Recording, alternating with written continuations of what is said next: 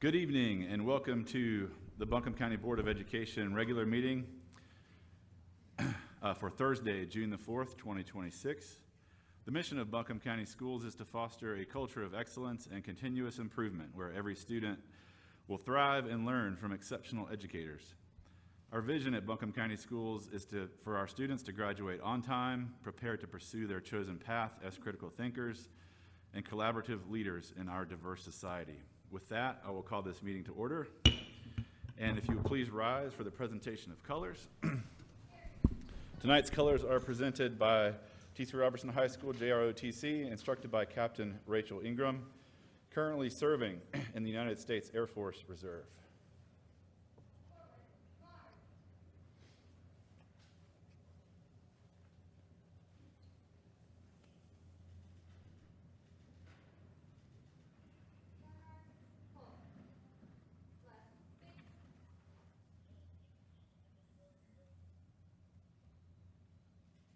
I pledge allegiance to the flag of the United States of America and to the republic for which it stands, one nation, under God, indivisible, with liberty and justice for all.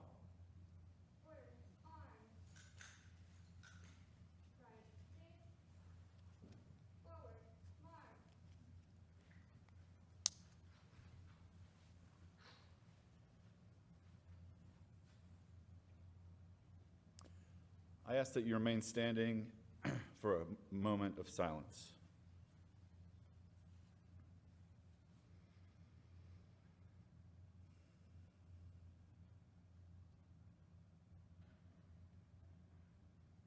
Thank you. You may be seated.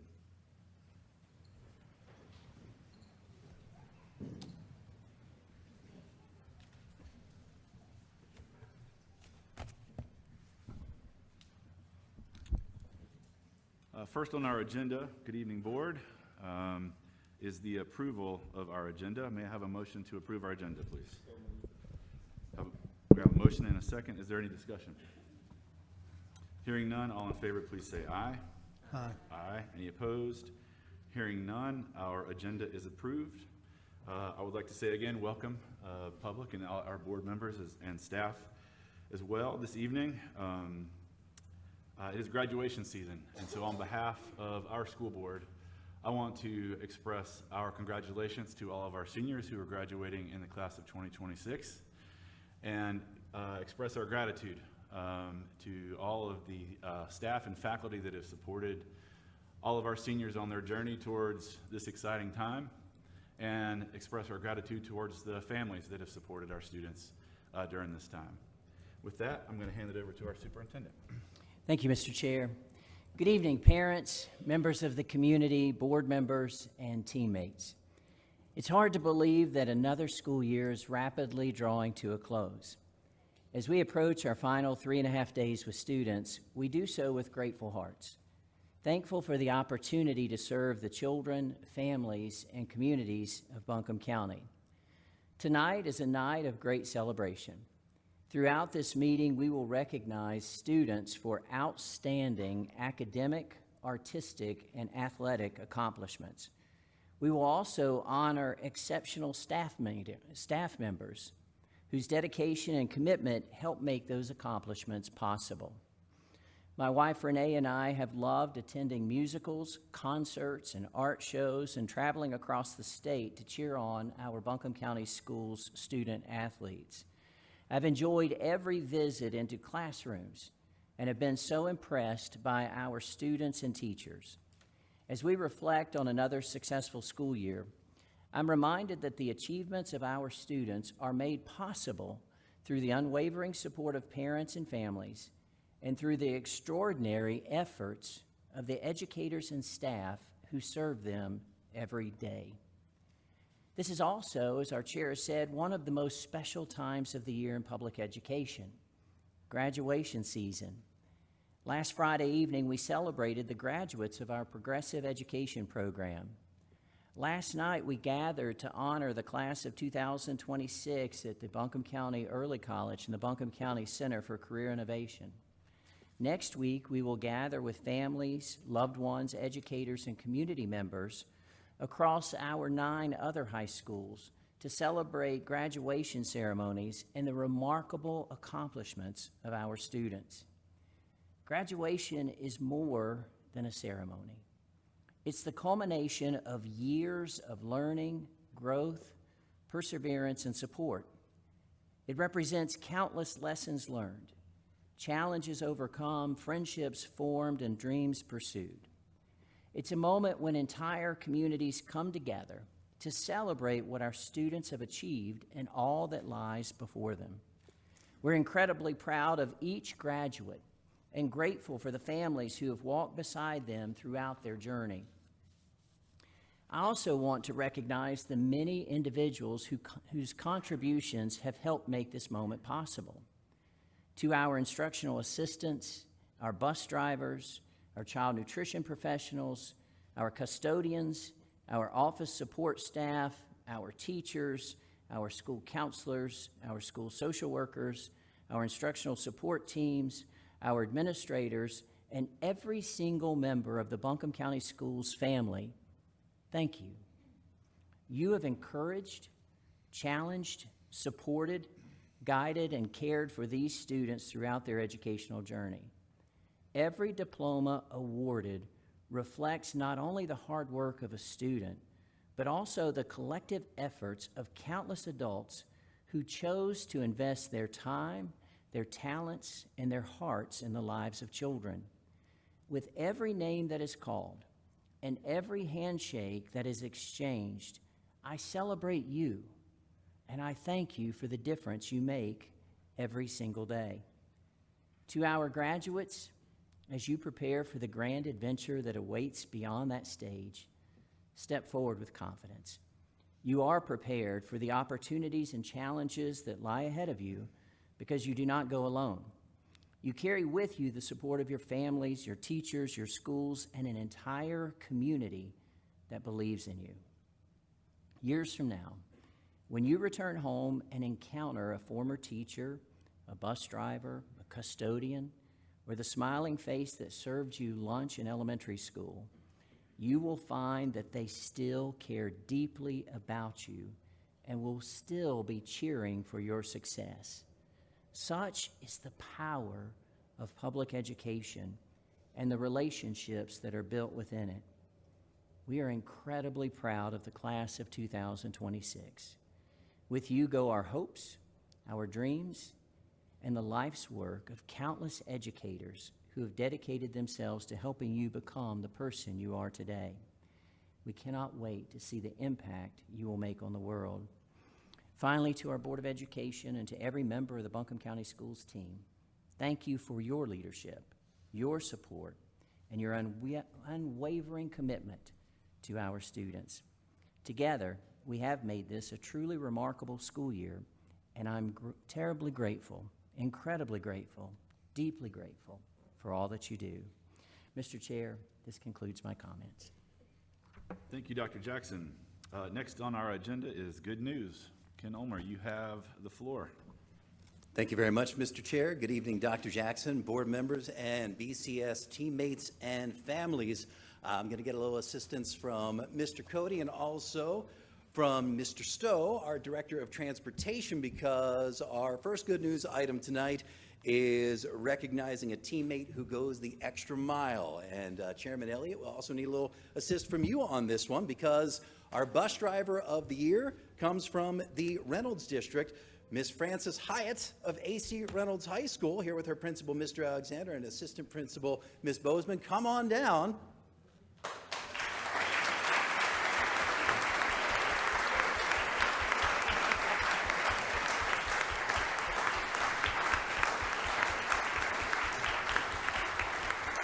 And Mr. Stowe is going to tell you a little bit about this fabulous bus driver.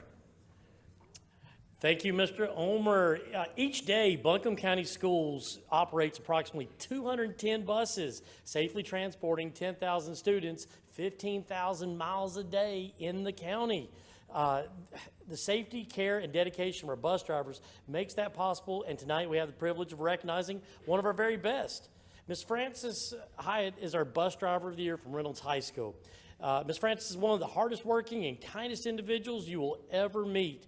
As an EC bus driver, she drives safely each and every day, transports students from all corners of the Reynolds community, driving the school's longest route of 45 miles each morning and each afternoon. Her work doesn't stop there. During the school day, she transports students to job sites where they gain valuable work experience and internship opportunities.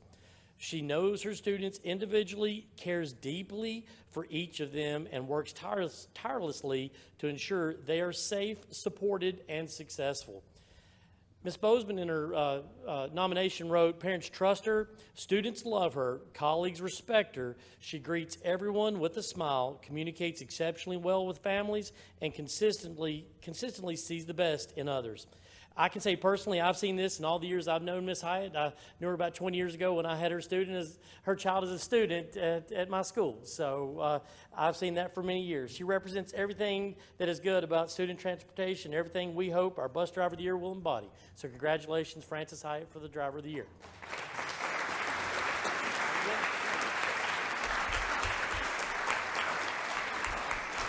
We'll get one more quick picture with Mr. Stowe, please, and thank you.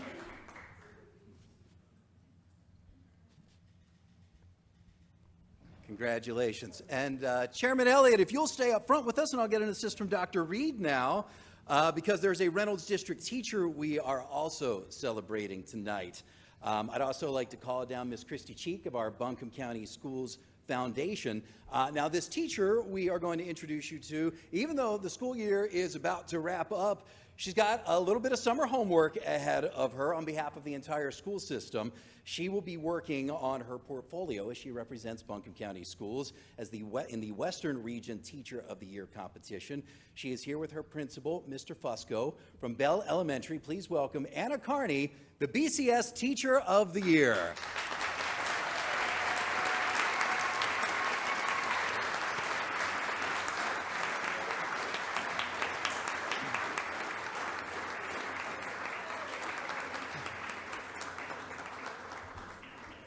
You've got a room full of fans. Mr. Fusco, come on up. I would just like to share with you that Miss Carney has the sweetest kindergarten class. They were learning about bears and giraffes this week. They're learning about amazing things every day. Her students are so excited for her. We are so excited for her. And Ms. Carney, we wish you the best of luck as you move forward in the competition. Ms. Anna Carney of Bell Elementary, your Buncombe County Schools Teacher of the Year.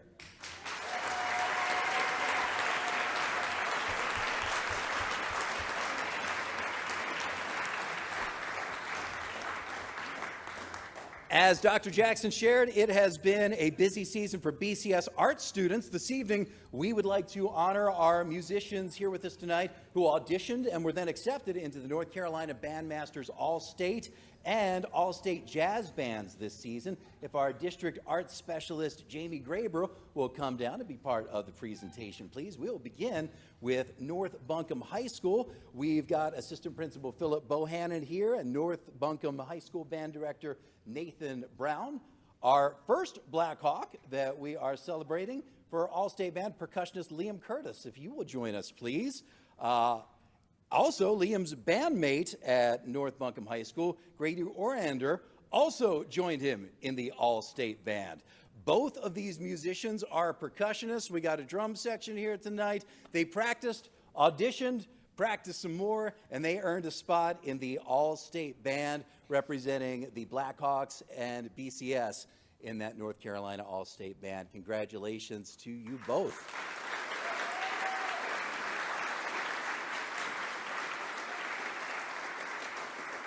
Miss Lewis, if we could have you join us, please, along with Anka Middle School Band Director Kevin Kimbrough and Principal Amberly Clark. We've got talented middle school students here with us, along with the high school musicians tonight. 8th grader Ryan Shumsker, come on up, please. Ryan is a drummer who earned a spot in the All-State Band. playing on behalf of the Jets, BCS in Western North Carolina. Also from Buncombe Middle School, we want to celebrate Lucius Wayman, who is here with us this evening. Lucius plays tenor sax. He was accepted to play in the All-State Jazz Band. Congratulations, a big hand for our band members from Buncombe Middle School.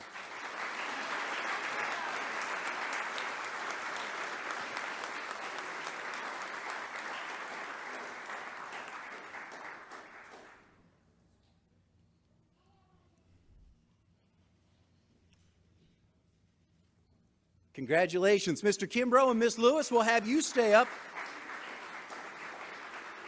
And if Anka High School Principal Katie Harris could join us, we have another Jet from Anka High School who auditioned and was accepted to play with the North Carolina All-State Band. Trumpet player Oliver Banks, if you will come on down, please. Oliver is a sophomore, again, with his trumpet, was on stage representing not just the Jets, but Buncombe County Schools in that North Carolina Bandmasters All-State Band. We are certainly proud of you as well. Thank you for representing the Jets and BCS.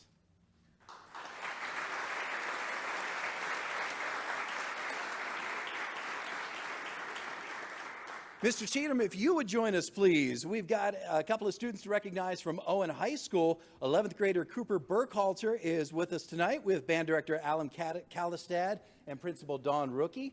If you would join us, we are celebrating Cooper, second chair clarinet in the North Carolina Bandmasters All-State Band. We also celebrate Jonah Bjorley tonight.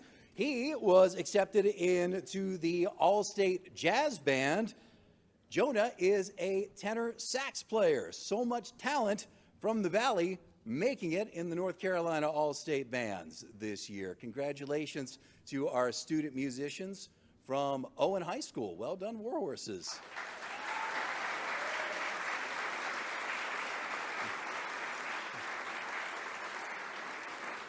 Well done, congratulations. Miss Churchill, if you could join us, please. We are going to honor some musical Rams this evening. If we could have TCU Robertson Principal Nathan Allison join us and band director Jenny Lanier.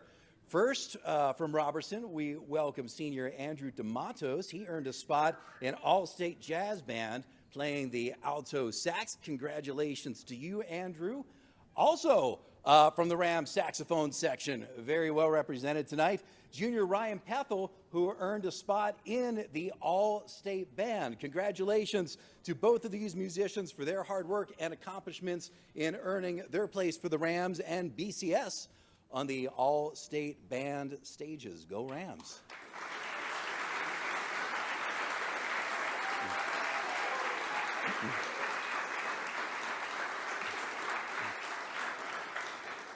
Miss Churchill, if you could stay with us, and Mr. Elliott, I'll bring you back up to join us because we got some Hurricane Band members here from Cane Creek Middle School.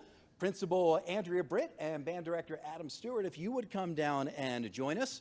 First, we celebrate student musician Finn Weiler, a trumpet player who earned a spot in both, not just one, but two bands, All-State Band and All-State Jazz Band. Congratulations to you, Finn. He is here tonight with a couple of his Hurricane bandmates who also joined him in All-State Jazz Band. Percussionist Hudson Boyer, come on down, and with him, trumpet player Bento Shanahan. These 8th graders also proudly represented their school, BCS, and the entire region as they took the stage in the North Carolina All-State Jazz Band. Congratulations to our Cane Creek Hurricane Band members.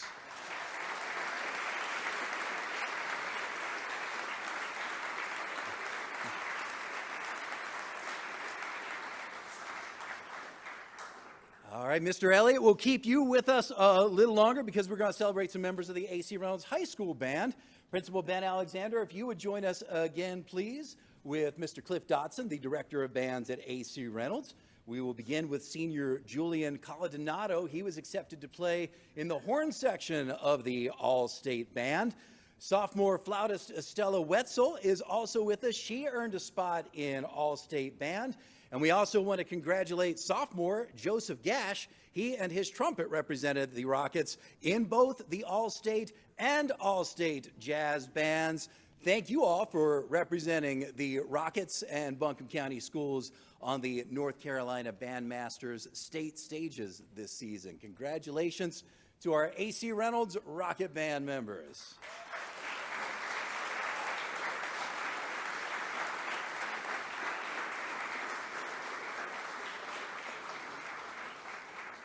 All right, finally this evening we are going to celebrate a thrilling sports season with our state champions and runners-up who went the distance and brought home some impressive hardware. Our district athletic specialist David Ball is going to help us out. Mr. Cheatham, if you will join us again along with Miss Rookie, we are going to begin with state champions from Owen High School who are here with their coach Bob Saddlemeyer. If you'll join us as well, Coach. Cam McDonald is your North Carolina 3A state champion in men's discus, earning that title last month at the state track and field championships. His classmate Craig Webb is also here, earning the 3A state championships in the 800 meter, the 1600 meter, and the 3200 meter runs. Now, I don't know if y'all keep tabs of all the board meetings throughout the year, but if you have been keeping score, that adds up to 6 individual state championships for Mr. Webb this year. Congratulations to both of our state champions from Owen High School.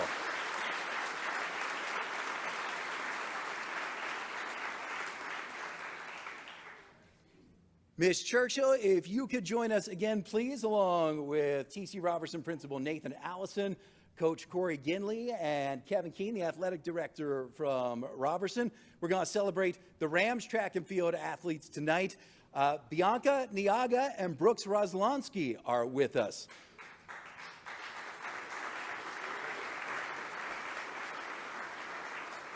Bianca is your 6A North Carolina state runner-up in women's pole vault. Brooks is your 6A state runner-up in the men's 3,200 meter run with a time of 9:30. Well done, Rams. Congratulations to you on your state track and field achievements.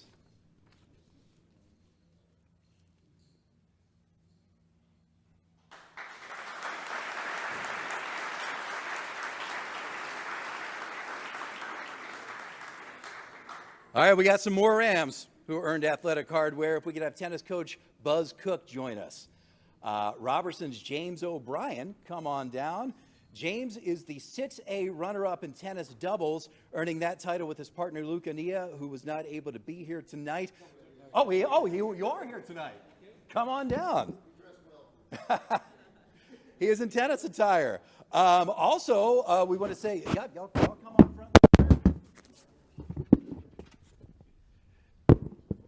James is also a part of the men's 6A state championship team, which we celebrate tonight. So teammates, come on down. The team includes Finn Bookout, Jackson Bookout, Hudson Copenhaver, and Landon Schmidt. Come on down. We celebrate you all with the 6A state championship.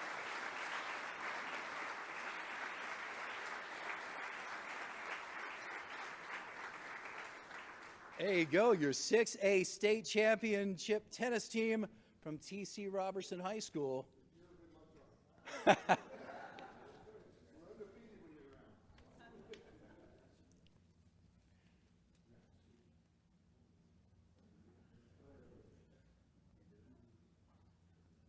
Go Rams.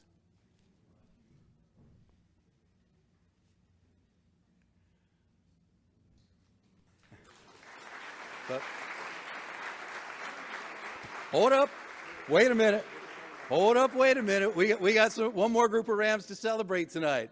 Also joining us tonight, the Robertson men's volleyball team, your North Carolina 5A, 6A champions. If our volleyball team will come on down, led by coaches John Wagaman and Matthew Spencer.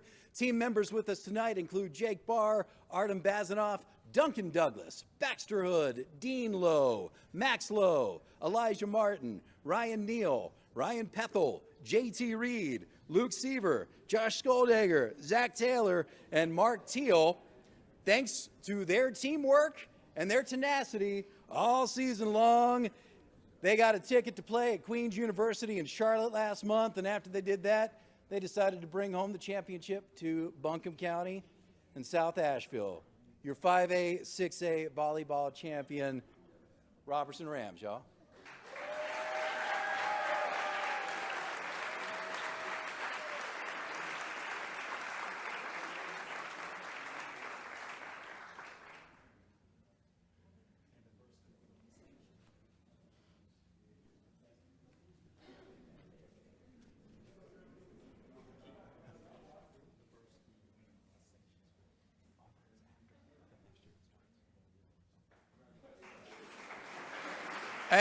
And hey, while our volleyball team is sitting down, I need Elijah Martin to come forward because I need to get a family photo. Reverend Martin, if you'll come forward. Yeah. Y'all come front and center.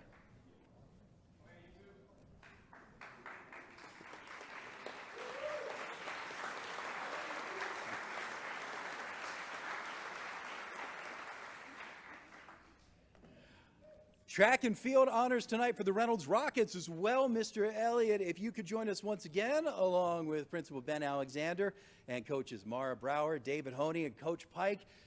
Come on down. We'll share news of 3 championships for the Rockets. We'll begin with Eva Hudemel. She is your North Carolina 6A state champion in the women's high jump with a jump of 5 feet 6 inches. That's almost a jump over a me. So that's pretty impressive. Congratulations to you, Eva.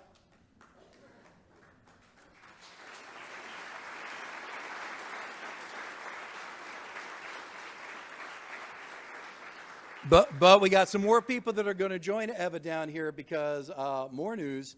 Eva's teammates, Nariana Haka, Jaylee Monteith, and Stella Redmond, as a team, they earned the 6A state championship in the women's 4x400 meter relay. So come on down.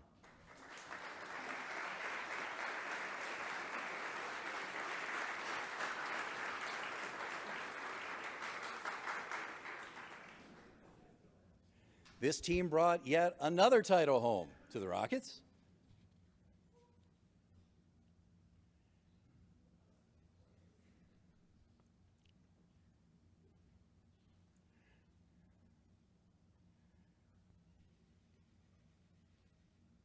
Congratulations. All right, and coaches, we'll have you stay with us because we got one more group from Reynolds to celebrate, your 4x800 meter 6A state champions. We welcome members of that team tonight.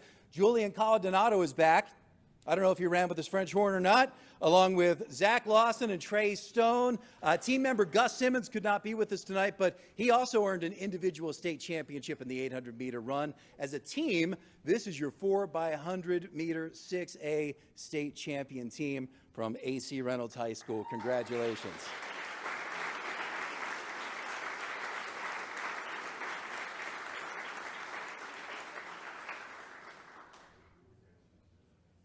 Finally, this evening, we celebrate the Anka Jets. Miss Lewis, if you could join us again, and Miss Harris, if you could join us as well.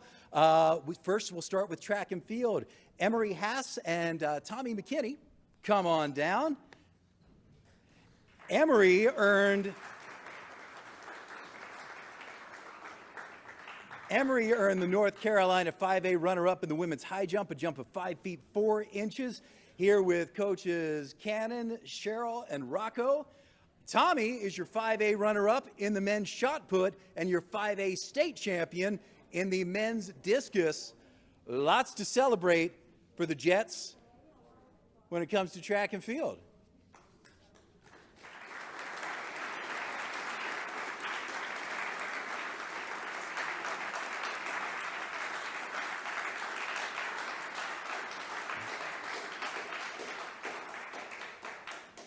And one more group to honor from Anka High School, and I believe Dr. Reed's going to help with this because she has shined up her 1996 Sugar Jets championship ring.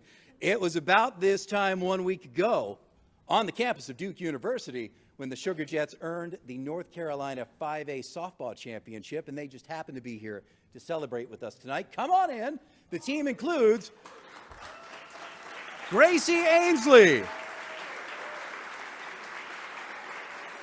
Paisley Clemens, Etta Desio, Bayla Edney, Haley Fish, Hannah Fish, Emma Fisher, Morgan Frady, Tenley Franklin, Savannah Frisbee, Ivana Lopez, Kerrigan Phillips, Olivia Reese, Amy Reimer, Cooper Stanley, Reagan Stroop, Itzo Valley, Amaya Wardlaw, and Kelsey West. Coach Todd Coggins and assistant coaches Jeff Frady, Katie West, and Kirsty Presley.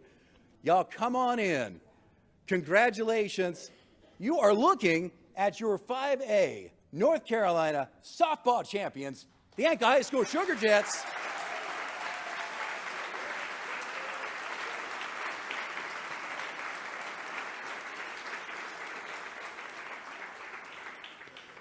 We've got more good news from all across the school system at buncombeschools.org, and you can also follow Buncombe Schools on social media. If our good news honorees could follow my friend Michaela there with the camera. We thank you so much for coming to celebrate with us tonight. Thank you very much. Chairman Elliott, that's good news. Thank you, Mr. Ulmer. Congratulations, everyone.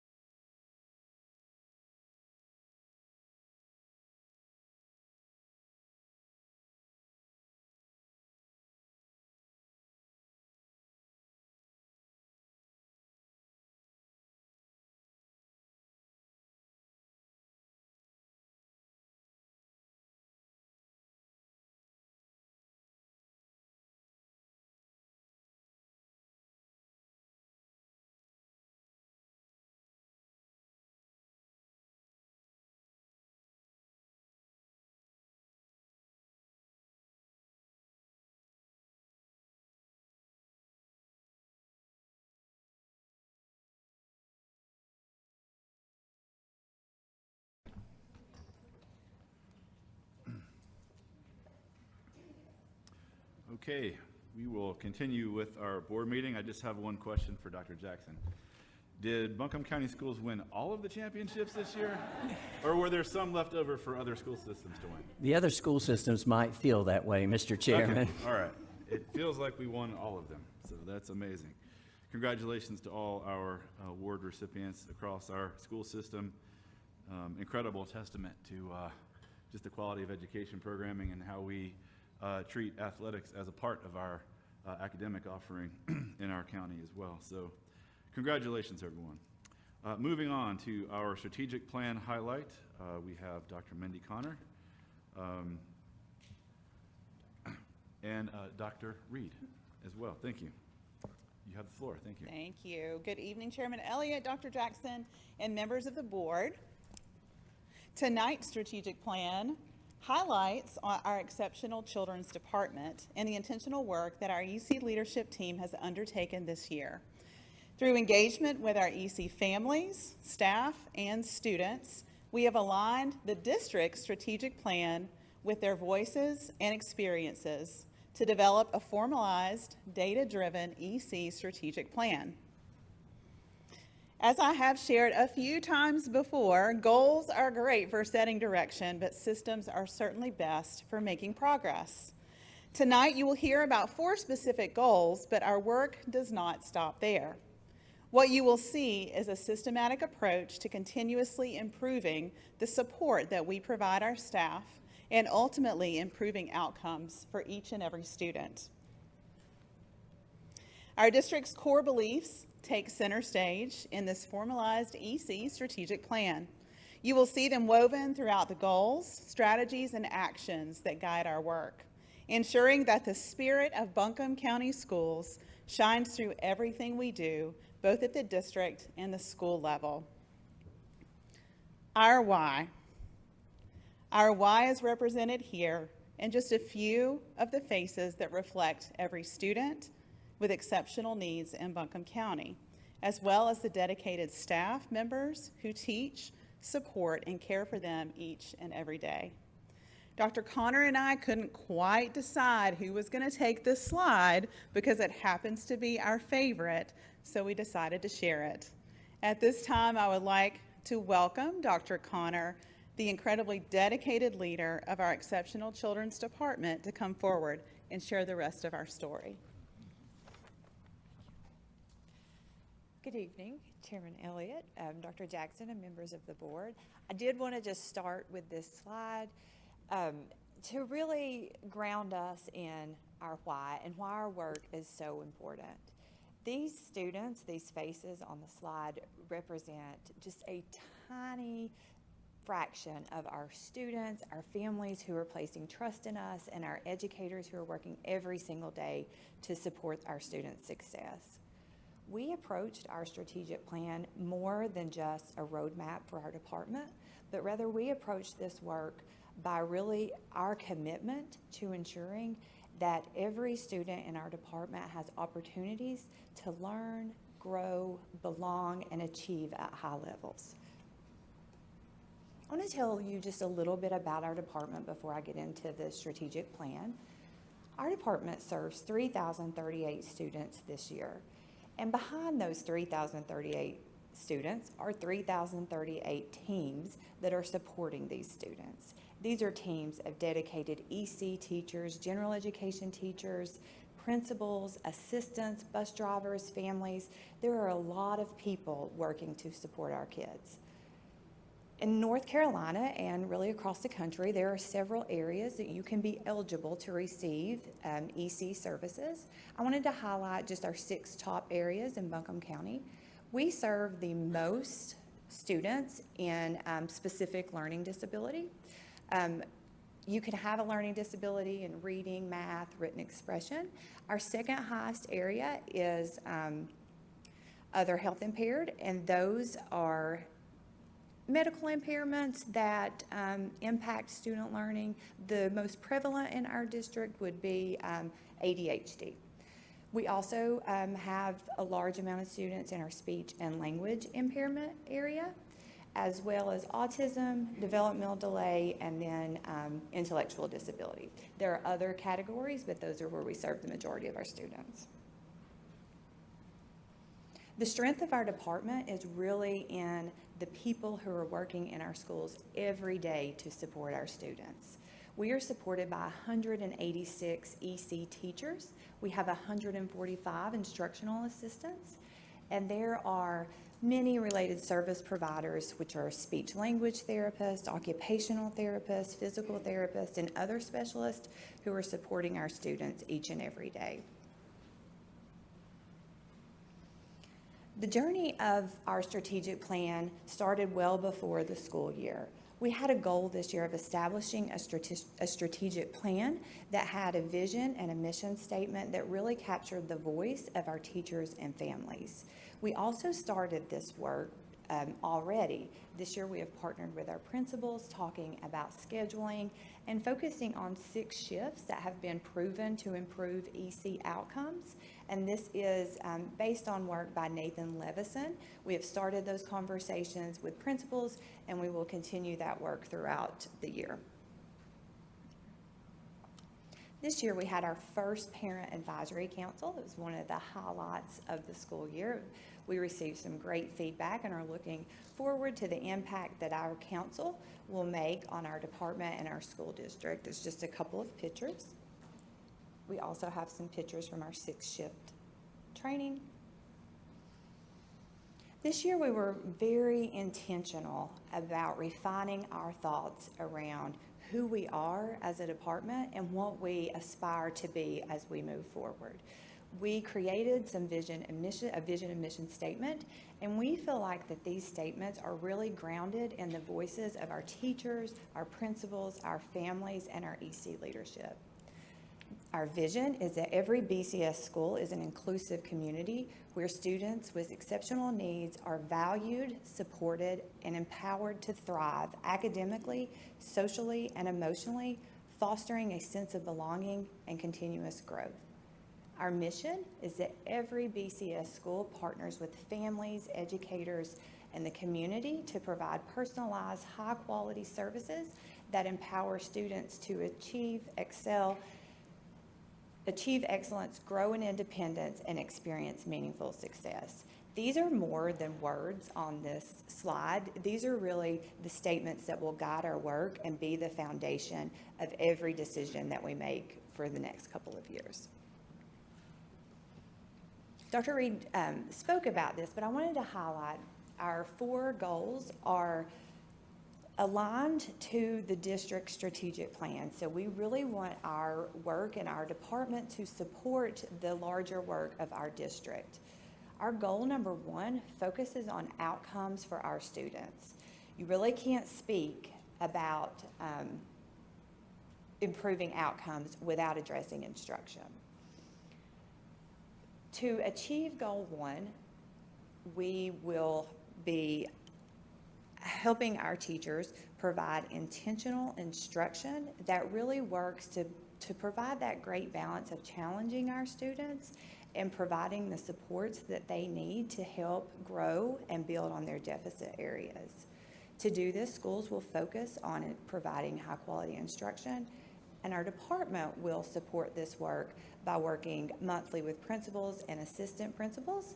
We will also work in our department to make sure that resources are available for our EC teachers to join in PLCs with the general education teachers, as well as having PLCs for our teachers that are unique to their individual needs.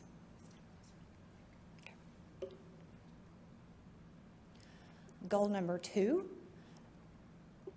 connects directly to the goal number 2 of our strategic plan. It hits more of the learning environment. We were talking about instruction in goal number 1. We were talking about the learning environment in goal number 2. We want to make sure that our students feel safe and supported and welcomed in every school and in every classroom that they are in. In order to do this, schools will continue to provide inclusive opportunities for students and approach IEP meetings and parent concerns with kindness. To support this work, our EC department will provide timely and proactive support to schools when they are facing challenges to meet individual student needs, as well as working to increase capacity to support students' emotional needs.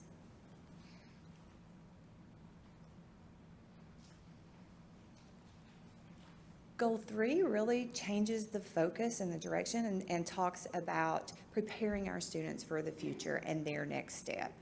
And the next step looks different for every grade, right? So we have elementary school students and their next step may be intermediate. We have high school students and their next step is life outside of high school. And we are wanting to work with families to make sure that they and the student are prepared and supported for each next step.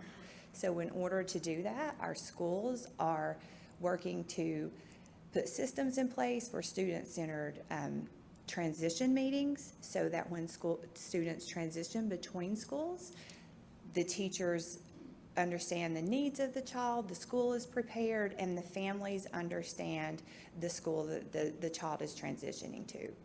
In our department, we will continue to support putting systems in place for these transition meetings. We will also work to make sure that we are leveraging and utilizing all the community partnerships that are available to us so that parents are aware of the opportunities and the services that are provided to them outside of school setting. We can't do any of this work without investing in our educators. So goal number 4 is really focused on strengthening and building the capacity of our teachers to do this very important work. In order to do this, schools will use their data and work with teachers to help us provide the professional learning opportunities that the teachers feel like that they need, that the data is supporting the need is there. Our EC department will continue to work with our EC Teacher Advisory Council to determine what the specific EC training needs are and work with those teachers to help us come up with our training plan, as well as supporting all the needs that will pop up throughout the school year. We have already started a lot of this work, and we continue to just remain steady in this work and focus on what our main priorities are. So what's next for us is to continue to get deeper into the implementation. We will work this summer with school improvement teams as they look at their specific school data and determine what their needs are for our students. At that point, schools will develop an EC plan for their school and their students that aligns with our department's strategic plan. So we will be there to support that work. I want to just close the presentation by just saying a very sincere sense of gratitude that I have for this Board of Education and our district leadership.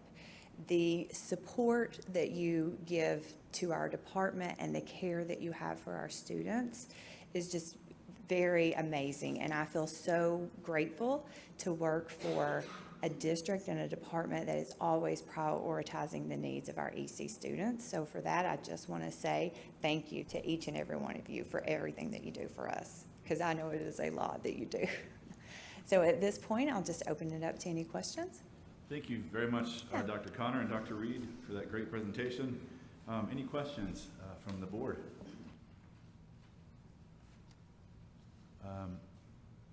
Okay, I just have one. Sure. In your, I think it was goal number 1, you mentioned supporting principals, and there was a mention about scheduling in that. Could you just elaborate on what that looks like, what that means? Sure. And we started that this spring. So in order for our students to get all the services that they need and not miss other parts that are of their instruction that's super important, the master schedule plays a huge role, especially in schools that may just have one EC teacher who is working to provide the needs across multiple grades. It's very important that the schedule allows students to be pulled in a manner that doesn't cause them to miss meaningful parts of their day that would then have, provide larger gaps in their learning. So that involves the master school schedule. That's exactly what that is. Kind of centering it to some degree around the EC needs in the building. Absolutely. Got it. Yes. Okay. Thank you so much. Any other questions for? Yes, Reverend Martin. And strategic plan goal number 2. So we got on here that we would have safe and engaging for all students, staff, and families. And as I walk the classrooms of EC and the PEP program, I'm looking at, we have 186 certified teachers, but we only have 145 instructional assistants. Is there a reason why we have so much of a big gap, or some of these teachers not have facing with the students, and they just working as certified teachers? Well, not all of our teachers have assistants. Some of our teachers are working more of being in the classroom and just pulling students for some support, maybe with some reading goals. It's students with not as many significant needs, so that's why there are more teachers assistant.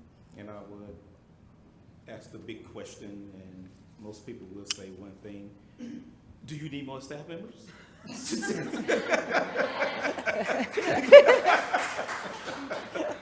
I think we'll always say yes to that. We will always say yes. Okay.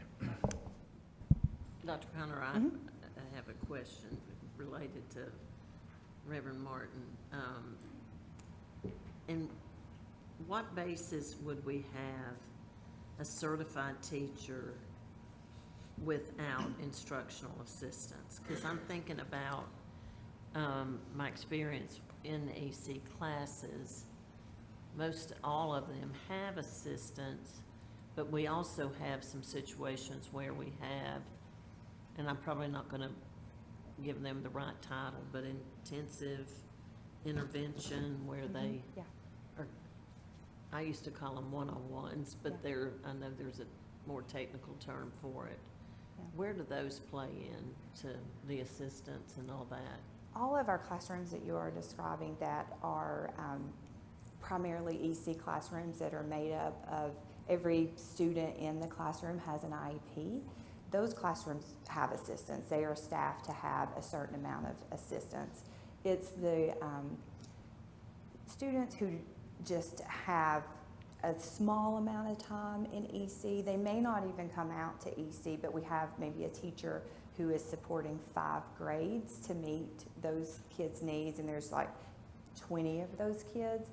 A teacher is the one that provides those services, and an assistant is not needed. But any special ed setting where all of the kids have IEPs and they're receiving the majority of their services in that classroom have instructional assistants. Okay. I think you know where I stand with teacher assistants. I feel like they are so necessary in an EC class. They do so much because, I mean, one student can seriously take 2 or 3 adults' attention to get them to do what they're supposed to be doing in the classroom. Yes, they are a very valuable part of our department. Yes, they are. I agree. Okay. Yes, Ms. Churchill. Hey, Yeah. so I just had a question when you're talking about, not, again, staffing.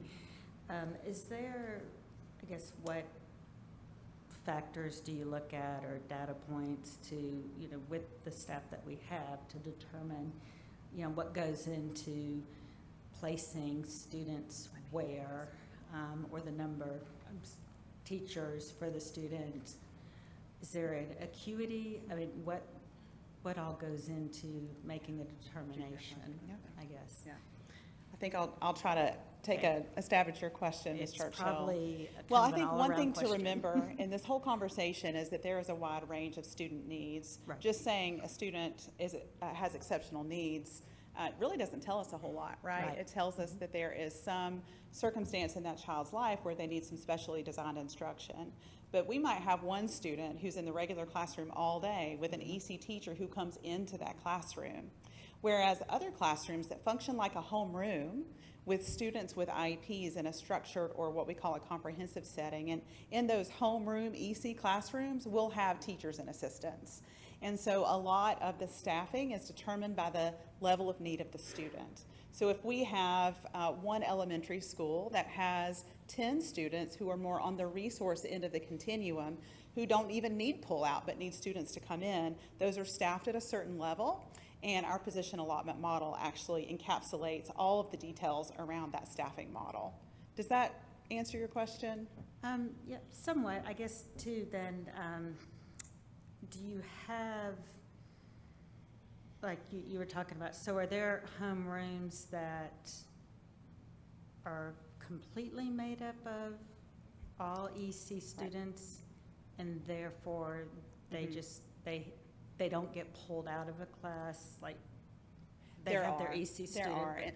And then would they, I guess, like if they're for like a intermediate or middle school, I'm kind of thinking of, how does that work?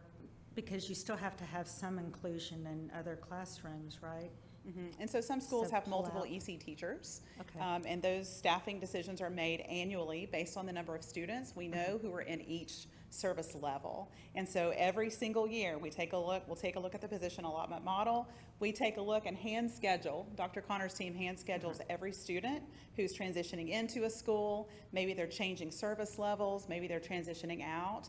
But that's why we spend so much time from year to year when we're in the midst of this budget process, making sure we have our staffing right for the next year, based on individual student needs. Okay.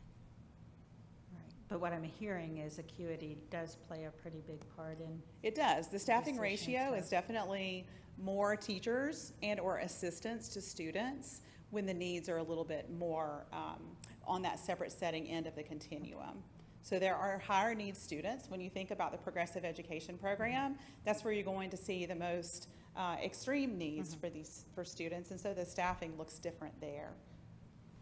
okay, thanks. Good, Ms. Churchill? I think so, yes. Okay, Thank you. thank you. I have one more just question before you leave, and this is, or just kind of around a little bit about funding. I don't mean to put you on the spot, because this is a numbers type question, but I understand that the state of North Carolina, we have a cap on EC funding that's at 13% of the student population of the entire school system. We get funded 13% of, for EC needs. And I understand that our current EC needs exceed that 13%, like 13.1 or 2 or something. Do you know are there current discussions in the General Assembly during their current budget deliberations about that The weighted model. process and how that works? I know we've talked about weighted funding and all of that, but. Thank you, Mr. Chair. We are hopeful that we'll have some state budget numbers the week of June 15th, which is what we've been told to expect. There is conversation, as you shared, around a weighted student funding formula, particularly for exceptional children, where they would look at the needs or the acuity of the student and then fund each school system based on that. Some of the conversation has been that while there are school systems like ours where we have a higher percentage than the cap allows for in terms of funding, there are other systems that aren't at that cap and would potentially lose exceptional children's funding. And so the General Assembly is working through, one of the things we've tried to ask for is that no system lose funding while they're trying to improve funding to meet the needs of our exceptional children and all of our students throughout the school system. And so there are conversations, but like everything with the General Assembly, we don't know until they actually vote what might come of that. Thank you very much. And I had one other question. I know that our CFO knows the answer to this question, but anyway. So I heard the numbers, and I may have written them down a little bit wrong, but I heard we have 186 EC teachers and 145 EC assistants. Just generally speaking, like I know that we, as a school system, through the use of local funds, we exceed what the state allotment provides as far as teacher numbers and EC assistant numbers. Do you know what that number is that we pay for with local funds? Just at roundabout. We're about 30% of the staffing that is paid from local for the amount that is EC funded. Okay, so about 30% is supported. On top of the state. On top of the state. Okay. Is that for EC, or are we talking specifically? Yeah. Yes, ma'am. Yeah. Thank you. I asked those questions because it is a time of needed advocacy towards our General Assembly right now. This issue of the cap on funding for EC, moving to a weighted funding formula, and also just to express our gratitude to our county commissioners for the amount of local funding that we receive so that we can support our EC department in this manner. So just wanted to express my gratitude to them as well. Okay, Ms. Chair, Pritchett? Yes, just one more. one more question to kind of go back to what I was asking when you're looking at, placement and determination of number of teachers. And just so I'm pretty clear, the students still participate in the end-of-year testing, right? So do those results, or for those individual students, do they also factor into what resources and therefore how, I think about some that maybe they, at the beginning of a year, were an acuity level of here, but with their beginning of the year's testing, now we're determining in their end of year that they really didn't hit their mark, so to speak. So does that kind of give them extra acuity points, I guess? You could say, does that go into factor for testing? I'm sorry, I'm trying to put this into a medical brain of how, how you would triage a student, So for end what of they grade or need. end of course testing is one piece of data. Okay. When a student has an individualized education plan, Right. there are specific data measures that are progress monitored throughout the course of the year. And our EC teachers do an amazing job ensuring that students are growing, and if they're not growing, they'll adjust what they're doing for the student. And so they might have a change in the service delivery if they're showing more acuity. Does that help a little bit? It's Right. constantly monitor the progress. Except for, I guess, with the testing, unfortunately, that's not something that can constantly be monitored. Like, again, we're kind of getting results and then the Right. kid is moving on. So we have a So- variety of assessment measures. That's really kind of a late lagging measure at the end of the school year. Yeah, It's does not our it- primary measure to show improvement. Okay. We have universal screeners that we do with every student in the school system regularly. We also have even more diagnostic testing measures that are used to show improvement. Okay, but then the end of the year ones, and I guess the reason I keep asking about that is I know that's, the state really focuses on that and, how well we're doing. Does that kind of carry over for a student next year? Okay, they didn't do as well as we had hoped that they were going to do, like they were expected to do this, and instead they were down here.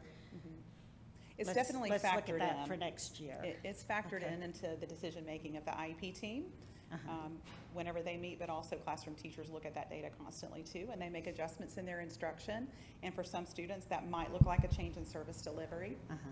It's just, to me, it's also very frustrating at the state level that it seems so black and white to me with these students, and it's obviously not, but just going back to, making sure that the needs of the students are being met as best as we can with, the limited funding that we have. Thanks for trying to clear it up. Absolutely. One last question, I promise. Because I think it's important going along with the advocacy. The state cap is 13%. Do I remember this correctly, that we're at 14.9? Is that What is that? 14.15? 14.15. 14.15. 13.12 that I had from the resolution. Okay, Our 14 CFO's point- telling us 14.15. That's a lot of kids, Okay. though. A percent It is. is a lot of absolutely it kids. is. Yeah. And we serve students, we have a caseload lower than what the state requires also. So we're funding for the level of acuity of students who are here with us. And we're grateful for that. I hear a lot about caseloads from EC teachers. It's a lot. It is a lot. Okay, thank you. 3,038 students to be exact. That's right, good job. Thank you, Dr. Connor. No, sorry. Yep. Yep. We will move on. Thank you, Dr. Reed and Dr. Connor, for that very much. I appreciate it. We'll move now into public comment. Our attorney, Dean Shatley, will read a statement regarding public comment. Thank you. Good evening, everyone. It is time for public comment. As a reminder, speakers will be called in the order in which they signed up. All speakers will have 3 minutes exactly. There is a timer over on the other end of the dais. When the yellow light is shown, you have 30 seconds left, and when the red light is shown, your time is up. We do ask that you refrain from using profane language, making threats, or revealing confidential student or staff information. We ask that you address the board as a whole. Please note that the board is not able to respond directly to public comment, but they are listening and taking notes. I will turn it over to Ms. Hensley to call our first speaker. Mr. Chair, members of the board, we have 8 public comments tonight. First is Mary Ann Tierney. Please introduce yourself. You may also state the district in which you live in. Mary Ann Tierney, mom of an 8th grader at Valley Springs. I'm also a nurse and team leader with Distraction Free Schools North Carolina. Thank you for your service to our students.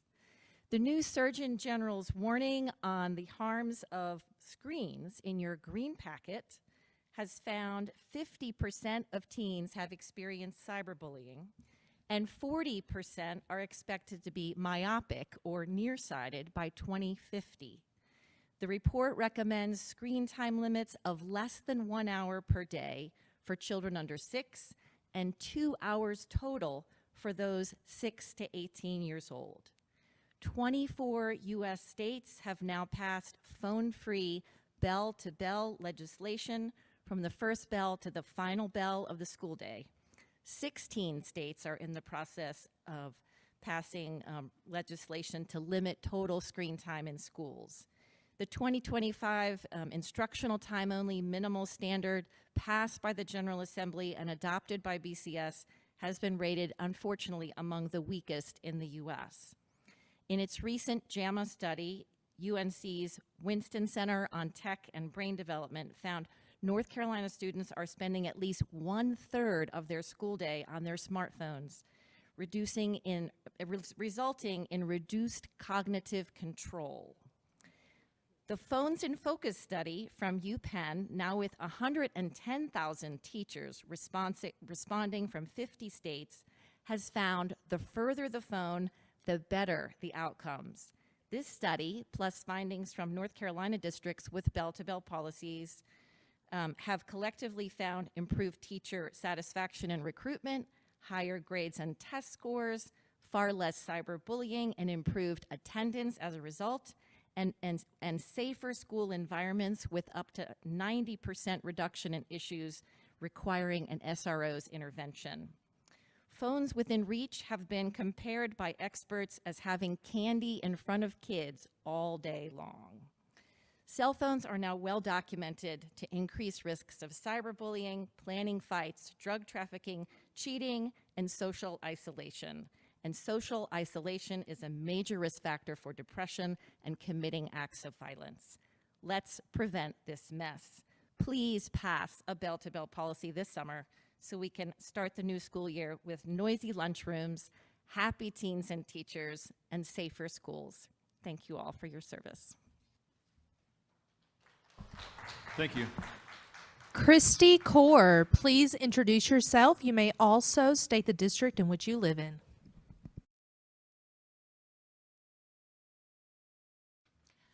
Hello, my name is Christy Kaur, and I'm here tonight to talk about a topic that matters deeply to me. I'm in the Robertson District. I'm a 5th grade regular education math and science teacher at Kuntz Intermediate. I have 16 years of teaching experience in all grades K-5, and out of all those years, there's only 2 times where I did not teach an inclusion classroom, which is the lowest level of EC. I know firsthand how much support these kids need as well.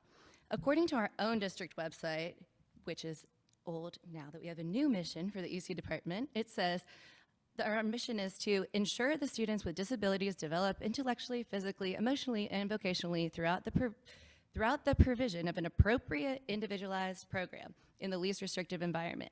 Yet, as of today, children with IEPs make up over 2,900 students in our district. And right now, Buncombe County is not giving these students the staffing they deserve. An IEP is not just a piece of paper, it's a legally binding document made by a whole team to make sure a child gets exactly what they need to learn. Every single IEP is different.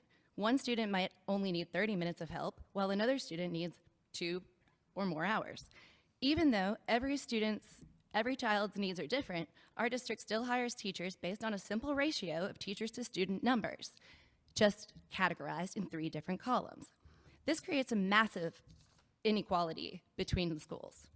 For example, under a 12-to-1 ratio, one school might have 12 kids who only need 12 total hours of help a day. But at another school, that exact same 12-to-1 ratio means one single teacher has to cover 24 to 36 hours of education. The math just does not work.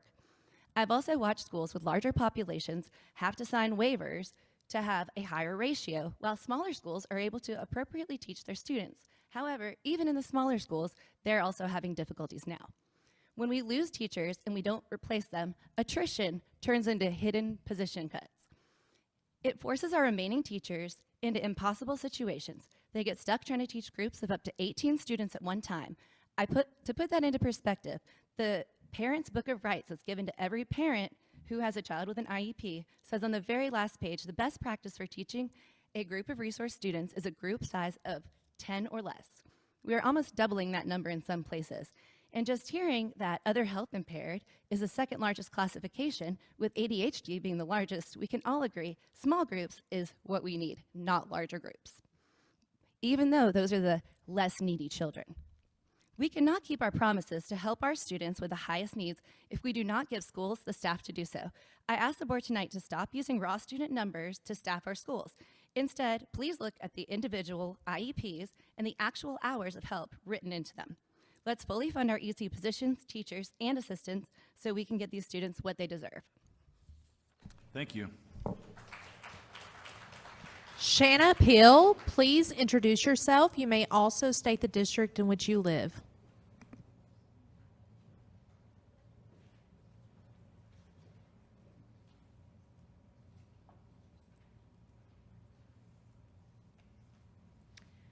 Good evening. My name is Shanna Peel. I'm the president of Buncombe County Association of Educators, mom of 3, and proud EC teacher in Buncombe County Schools.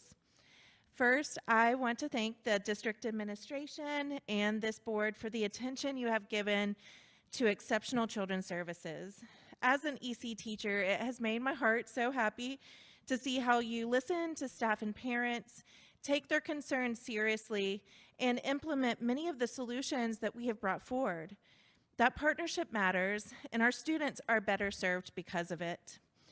We also recognize that many of the improvements our schools need are limited not by lack of will, but by a lack of funding. We know there is more you would like to do and more our students deserve. But tonight, I want to discuss the opportunity to make a meaningful investment for a relatively small cost, lengthening the day for EC instructional assistants by 1 hour. You and I and all of our teammates have a responsibility to analyze data and allocate resources where they are needed most. The data tells us that we need to act. End of grade testing for students with disabilities has shown almost flat growth since 2021, including a decline of 1.8 points in spring of 2025. In October, Dr. Reed has stated that BCS is looking for ways to move the needle on growth and proficiency for students with disabilities. And one way to do that is by changing their learning conditions. An additional hour for EC instructional assistants would strengthen transitions to and from school, increasing students' sense of safety and belonging, and create valuable planning time for EC teams to collaborate around student needs, instruction, and best practices. Looking ahead, we've also heard consistently from EC staff, gen ed staff, and parents that behavioral supports remain a top priority. If we added 6 additional behavior specialists in the future, that would double the support currently available to schools, helping students while improving staff morale and working conditions. Finally, I encourage you to explore EC retention bonuses. During listening sessions this year, parents repeatedly emphasized the importance of consistency in staffing. Retaining experienced EC staff means stronger relationships, deeper expertise, and the institutional knowledge that helps students thrive. Tonight, though, I urge you to take that next step that is within reach. Prioritize that additional hour for our EC instructional assistants. It is a targeted investment that supports our students, strengthens our staff, and reflects our shared commitment to improving the outcomes for children with disabilities. Thank you. Lauren Brown, please state your name and the district in which you live. Lauren Brown.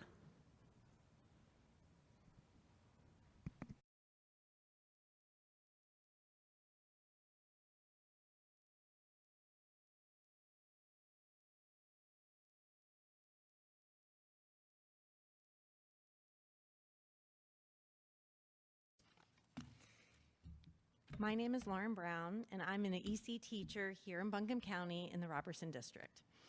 I am asking you to consider bringing EC assistants back to 8-hour work days.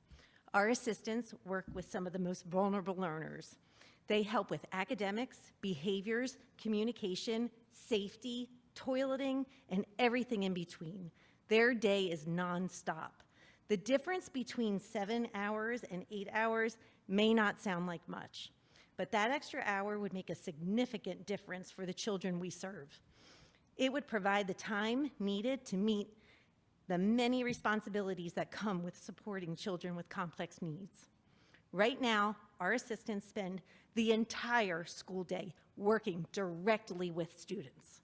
There is little to no time to collaborate, problem solve as a team, prepare materials, adapt lessons, create visual supports, or plan for the next day.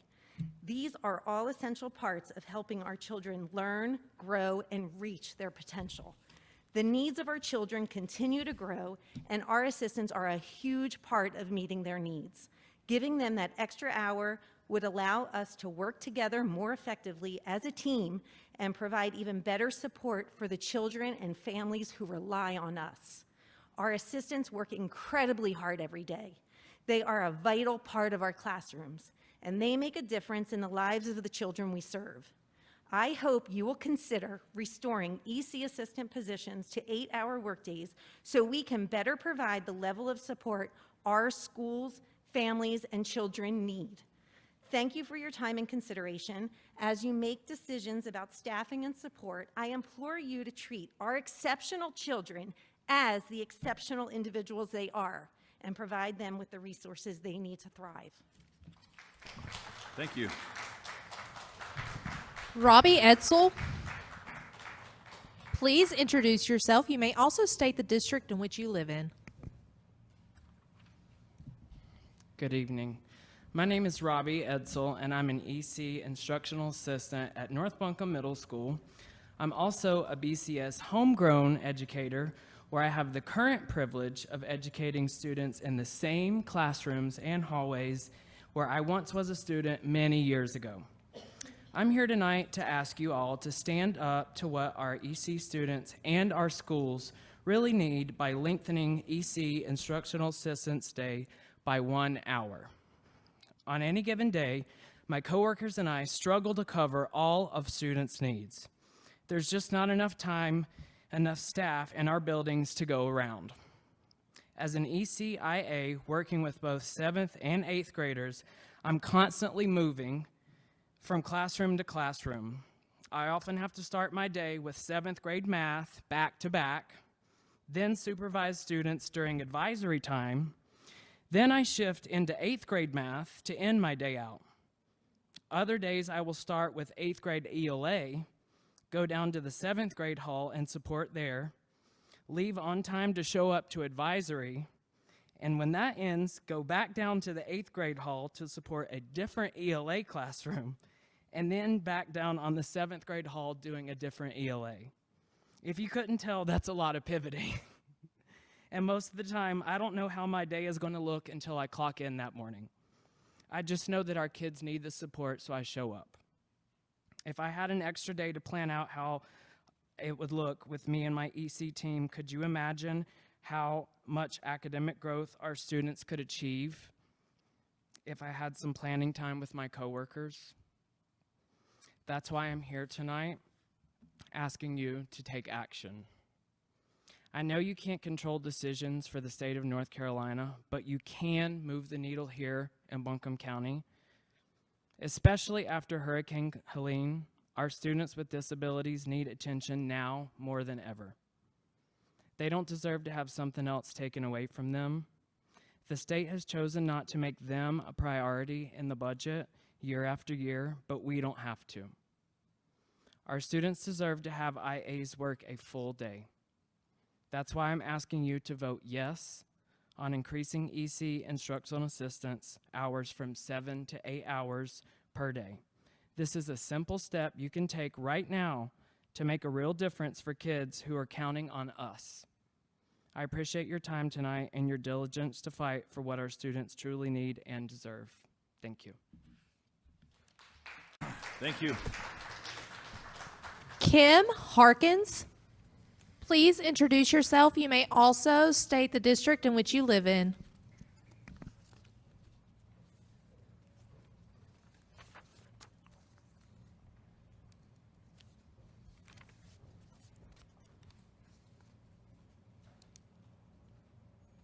Hi, I'm Kim Harkins. I am in the Robertsons district. I am an EC assistant instructor, and I am here for 8 hours. Every day I come into work, I can't collaborate with my teacher or the staff. My students come in when I get in from 7:30, and they're there until 2:15. Every day I am working from 7:30, and I stay there until 3. I'm clocked out, but I have to stay to even get some work done that we can't get throughout the day. Sometimes at lunch, we're supposed to have lunch. We don't get it as assistants. Sometimes we are either dealing with a student or helping the teacher in the cafeteria or even in the classroom. And if we do get that lunch, it might be 15 or 20 minutes. It's enough to go eat a sandwich and maybe go to the bathroom. We work on our classroom stuff outside of work. We bring it home. That's not fair to us assistants. We need 8 hours, especially EC assistants. With toileting, we do toileting. We do feeding. Sometimes I came from the progressive education program as well. We had to do tube feeding. We have to work on our activities, our curriculum, and collaborate with our teachers. It's hard when you only have 5 minutes in the morning to say what's going on with your students that day, for that teacher to tell you exactly what needs to happen. It is very frustrating.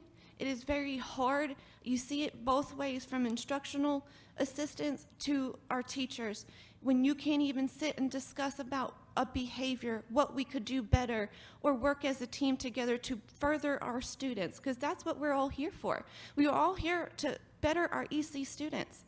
And without them, I wouldn't have a job. And I love my job. My job is what I'm here. 8 hours would also give us more hours, more pay. Just even that five hours for that week, just think about it. That would give us 40 hours for our pay for a week instead of 35. And that's a lot for us because, like I said, I'm here physically for the students, the EC staff, the EC department, and I love my job. Thank you. Thank you. Casey Soul.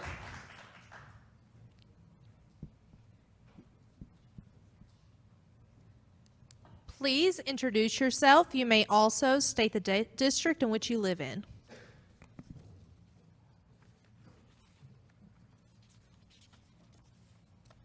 Hello, my name is Casey Sewell and I live in the Robertson district.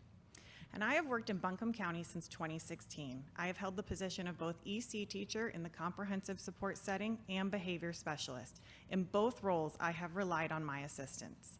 I am asking you to consider bringing EC assistants to an 8-hour workday.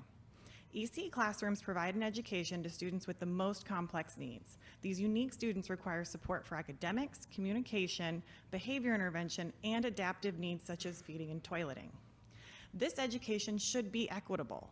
Per Merriam-Webster, this means everyone should be dealt with fairly, justly, and impartially based on individual circumstances. It often emphasizes giving people what they need to achieve equal outcomes, distinguishing it from equality, which simply treats everyone exactly the same. Equitable education is difficult to provide for EC students when classroom teachers do not have the time to communicate, collaborate, and plan together. We need the time to lesson plan, to explain, model, and modify for each individual student. We need the time to create materials and implement interventions. We need the time to discuss challenging behavior needs and how to address these with consistency. The way things are now means that our assistants are paid for less hours, while most are doing 8 hours of work. My own assistant often emails me for clarification about situations or students. These emails come after work on her own time. We know that our EC students require a team, and giving EC assistants 8-hour positions would help to ensure that they have the best team possible, providing an equitable education. Thank you. Thank you. Emma Hewson.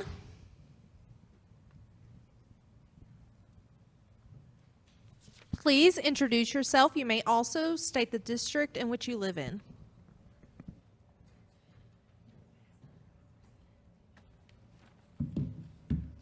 Good evening, board members and Dr. Jackson. I'm Emma Hewson, an EC teacher at Black Mountain Elementary School.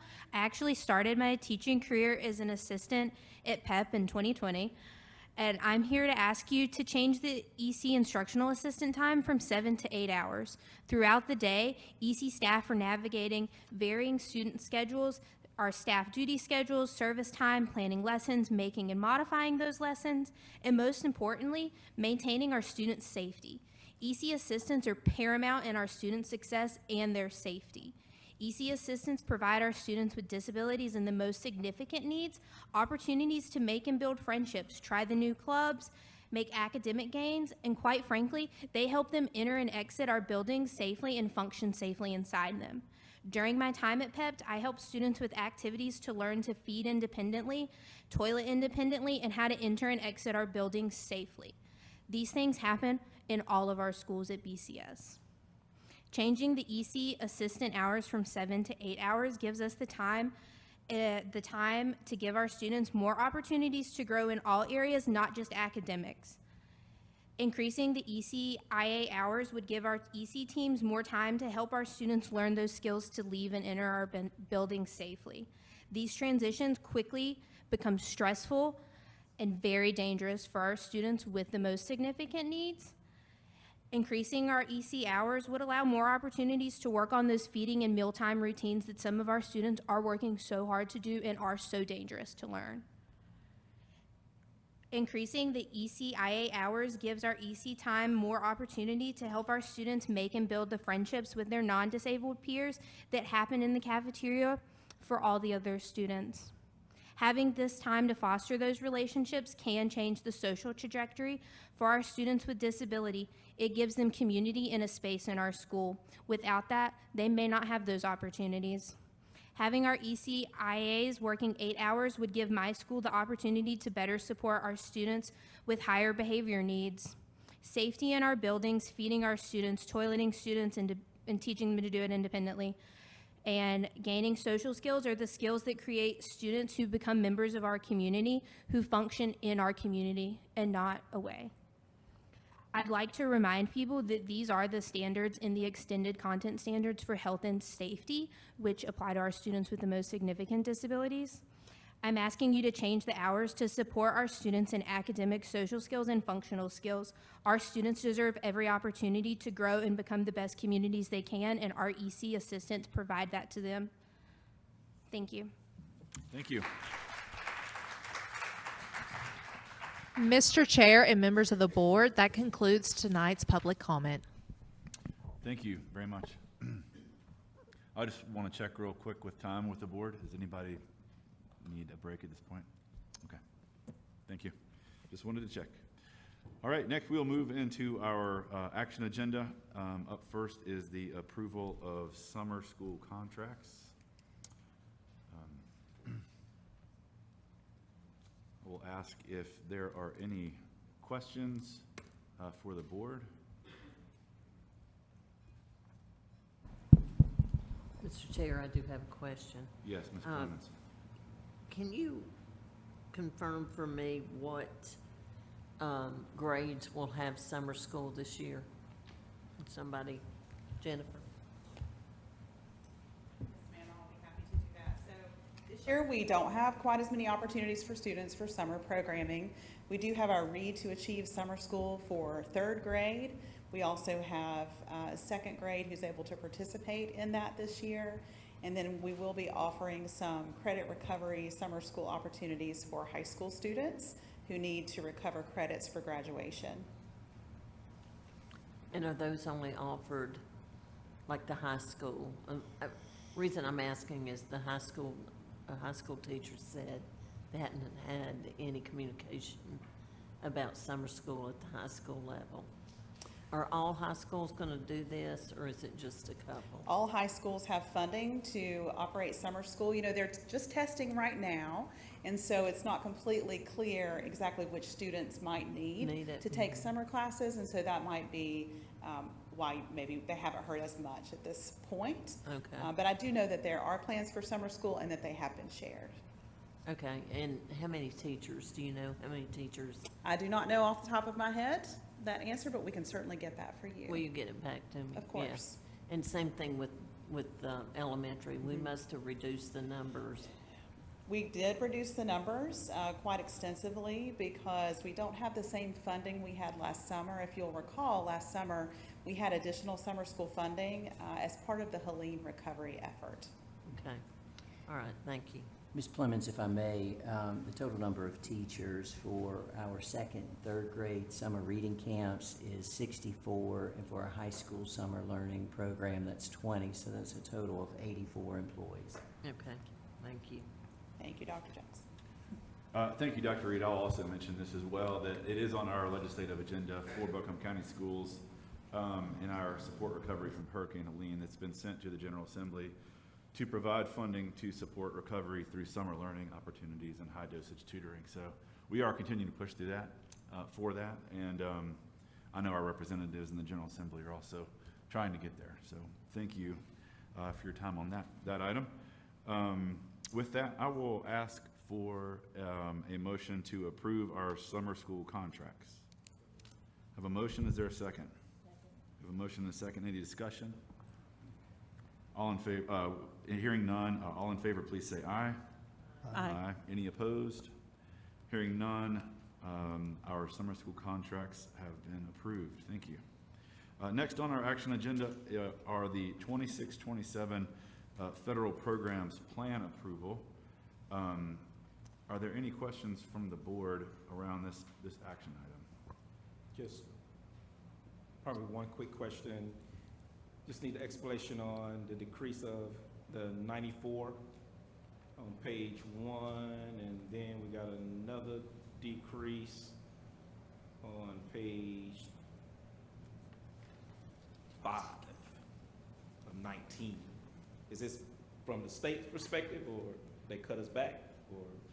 So the state receives federal allocations, and then there are numbers within each school district that can fluctuate year to year. And so at the state, they decide how much goes to school systems. And as a school system, you receive an allotment based on your average daily membership, and also for certain pots of this money, Title 1A specifically, it's also based on numbers of students with socioeconomic needs. So we're approximately losing over $100,000, $150,000? In Title I Part A, the decrease in the planning allotment only is $94,000 compared to our planning allocation the previous year. So how would this affect our program going forward? That's a great question. So with any decrease, we certainly have to look closely at our expenses. As you know, a high percentage of our Title I-A funds are used for personnel. And so we're also monitoring the state salary increases to see how that might impact our staffing at the school level. We are hopeful and anticipate that there will be minimal impact on staffing. However, if we do spend even more on staffing, that's less discretionary funding each of our Title I schools might receive. And for Title II Part A, we're gonna lose $19,737 supported effective instructions.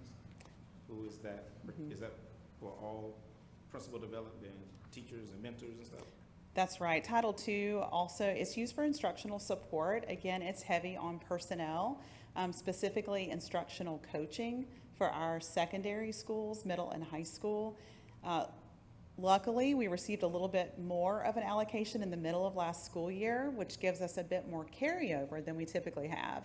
And so going into next year, again, we are very hopeful that we will be able to maintain the current level of staffing in Title II. In addition to staffing, we provide substitute coverage for teachers to receive professional development, stipends, different ways to make sure our teachers have what they need. We also heavily fund our beginning teacher support program with Title II, and we anticipate being able to provide the same level of service.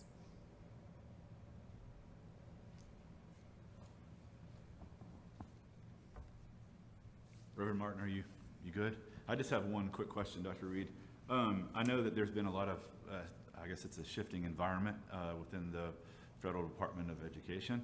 And you mentioned in your, in the board request, it says, at this time, most federal funding allocations have been released, with the exception of Title I, Part C. So however, planning has begun, so that's the reason for the request for approval. So will we need to come back when we have clarity around the funding for Title I, Part C, and approve that piece of it? It's not required, Okay. but we certainly will inform the board when that funding amount does come in. Okay, yeah, thank you very much. Any other questions from the board? Okay, hearing none, I will entertain a motion to approve the federal programs plan approval. Yeah, I have a motion. Is there a second? I hear a second. Any discussion? Okay, all in favor, please say aye. Aye. Aye. Any opposed? Hearing none, motion carries. Our federal programs plan is approved for 2026-2027. Next on the action agenda is the 26-27 CTE local plan. Are there any questions from our board? One. Yes, Reverend Martin. So with this funding that we give CTE, is this going to allow us to implement programs in schools that don't have certain programs? I'm just throw it out there that TC needs a welding class, and I need to make sure I get that for TC, because they love to have it. I mean, so is this gonna let us grow this department more?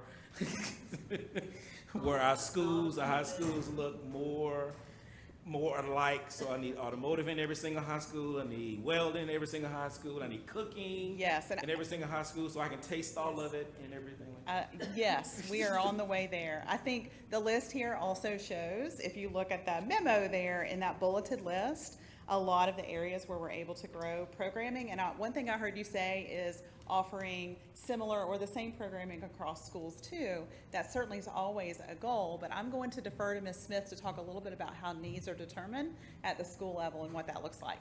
Thank you.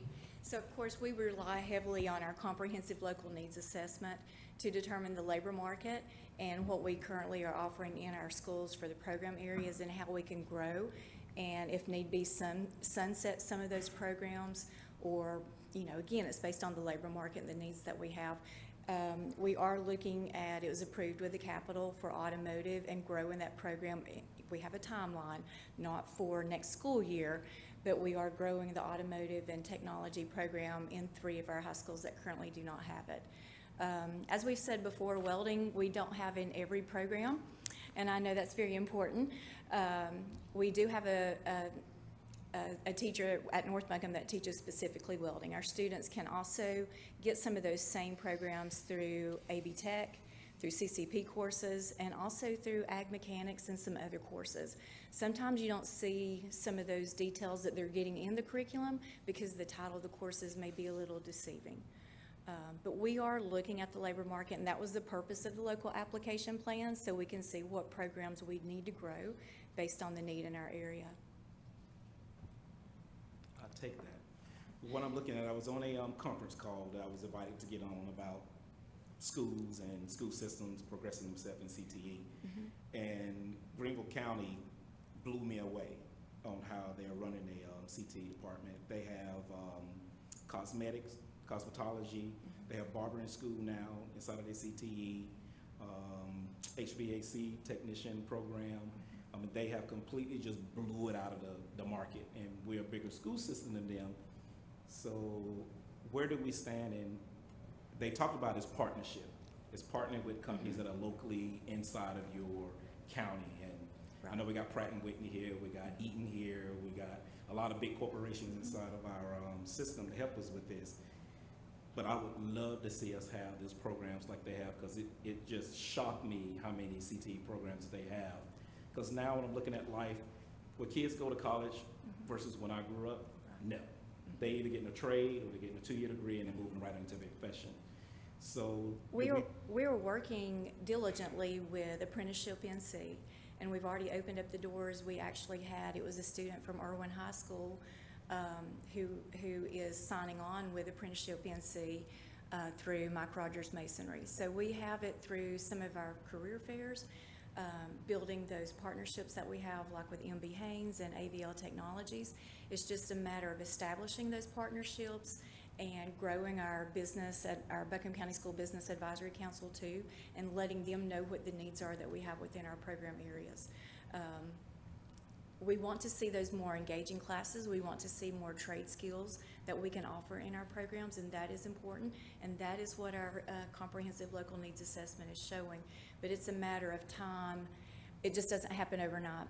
We have to plan, we have to set aside certain money, we have to work, you know, with industry partners in order to make that happen. Thank you. Yes, and it's a good moment to plug our Business Advisory Council that we have, that you're leading as well. So thank you for that. All right, Thank you for the participation of those local businesses in our schools. Any other questions around the CTE local plan for approval? All right, hearing none, I will ask for a motion to approve. Is there a second? Second. All right, motion and a second. Is there any further discussion? Hearing none, all in favor, please say aye. Aye. Any opposed? Hearing none, our CTE local plan has been approved. Last on our action agenda is the regulation for ratification 6535R, energy conservation. Any questions or discussion from the board about this regulation? I believe in our board packets we have copies of the actual policy and the regulation.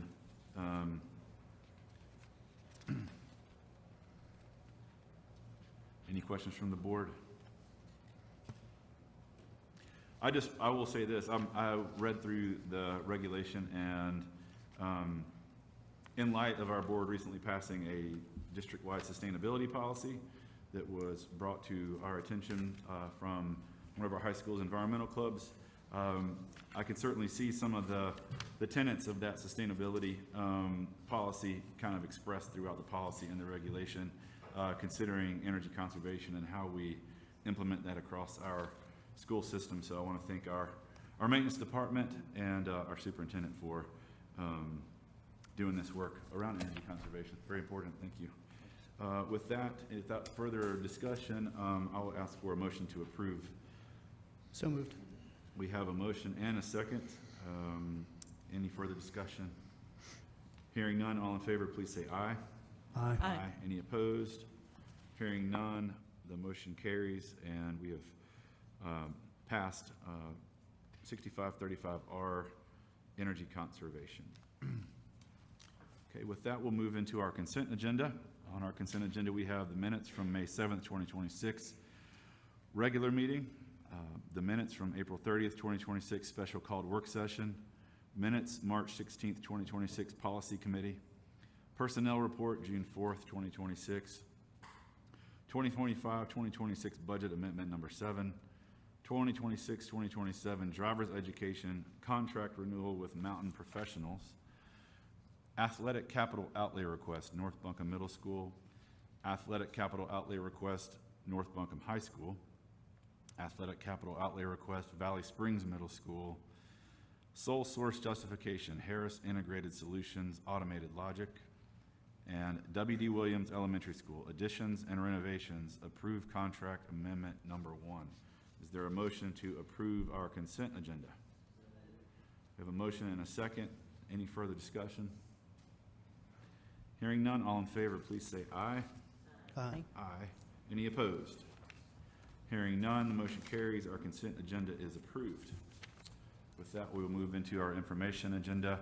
We have our finance reports, notification of contracts for construction and repair projects, policy for first reading 6535 energy conservation. And with that, we will move into our announcements for the evening. And I would like to first in this segment recognize our superintendent, Dr. Jackson. Thank you. Thank you, Mr. Chair. Members of the board, teammates, and community. With deep gratitude, humility, and appreciation, This evening, I'm announcing my retirement from the Buncombe County School System effective September 1st, 2026. This decision has not come easily. Buncombe County Schools has been far more than my employer. It's been my professional home, my extended family, and the place where I have been blessed to begin and end my career in service to children and families.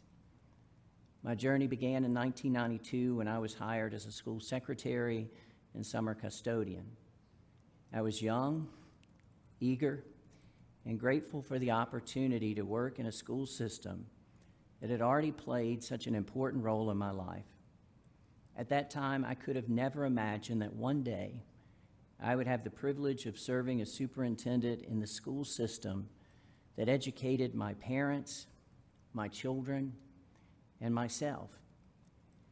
Yet through the years, Buncombe County Schools continued to invest in me, challenge me, encourage me, and provide opportunities that shaped both my career and my life. Over the last 34 years, I've been blessed to serve in a variety of roles and to work alongside extraordinary people. I have learned from gifted teachers, dedicated support staff, visionary administrators, committed board members, and caring community partners. More importantly, I've had the privilege of knowing generations of students whose dreams, resilience, talents, and determination have inspired me every day. As superintendent, I have had a front row seat to the very best of public education. I have witnessed employees who consistently place the needs of students above their own. I've seen educators open doors of opportunity, support children through difficult moments, and change the trajectory of lives through their kindness, their dedication, and their belief in others.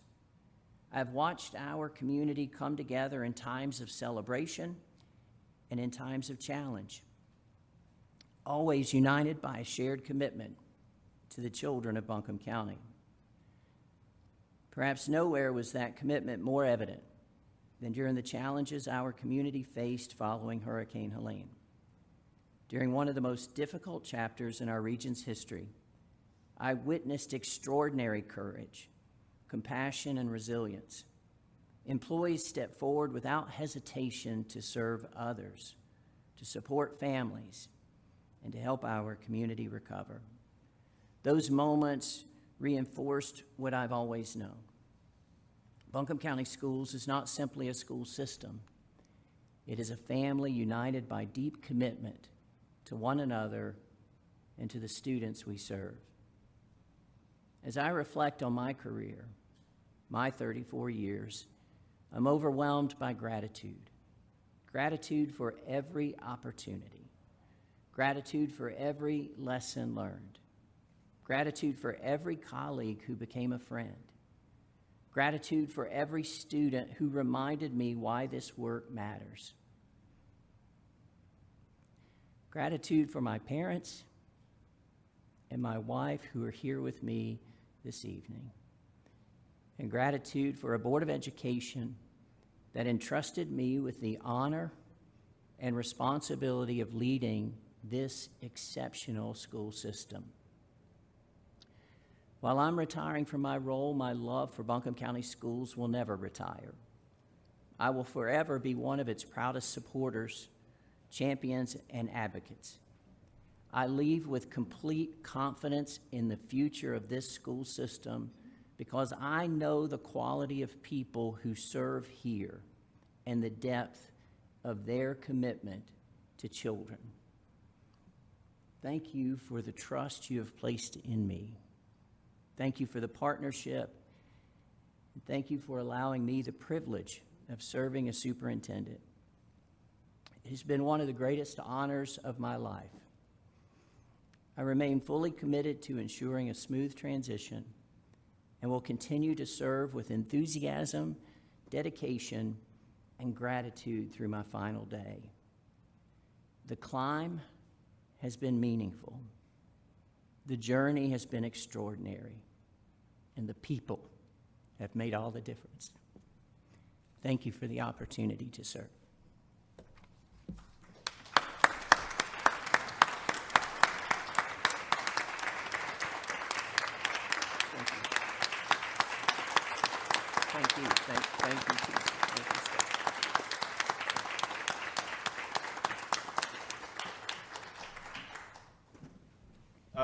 Dr. Jackson, I know that all of our board members, if we all took the time to express our gratitude independently this evening, we would be here till probably midnight.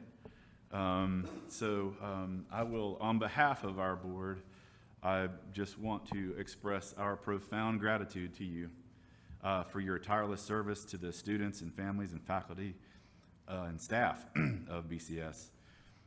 Over the next few months, we will certainly take the time to celebrate you, all of your service to BCS, and your outstanding 34-year career serving thousands and thousands of students and their families across the entire state of North Carolina.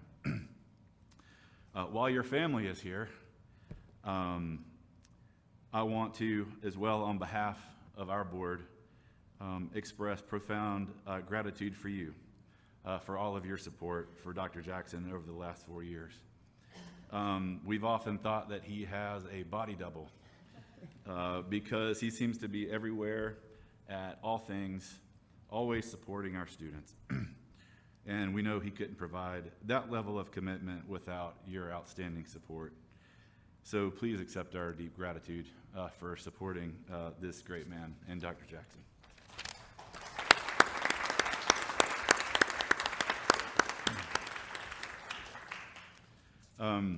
So as I said, I know all of our board members have much gratitude to share, and we will certainly make sure to hold time for that broader expression of gratitude from across our county. But for tonight, please accept my words of gratitude on behalf of our board. They are few, but there's many more to come. So thank you on behalf of our board. So for those left in the room, can we please just express our gratitude this evening with one more round of applause for our amazing superintendent.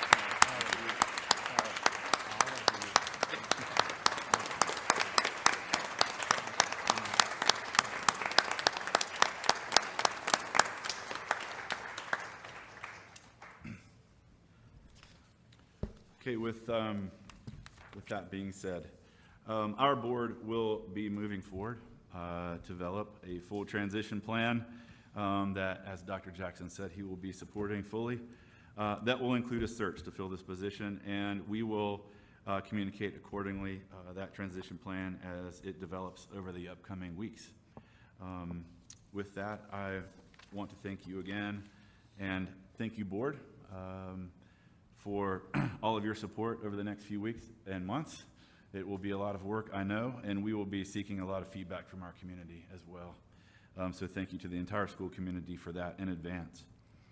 With that, I will continue with our announcements. The Board of Education will hold a policy committee meeting on June the 15th at 1 p.m. in the executive conference room at 175 Bingham, and the next Board of Education regular meeting is June the 30th, 2026, work session updates and closed session beginning at noon in the executive conference room, and the open session beginning at 1 p.m. in the Minotaurium at 175 Bingham.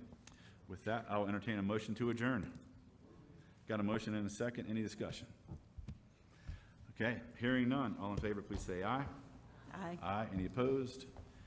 Hearing none, our meeting is adjourned.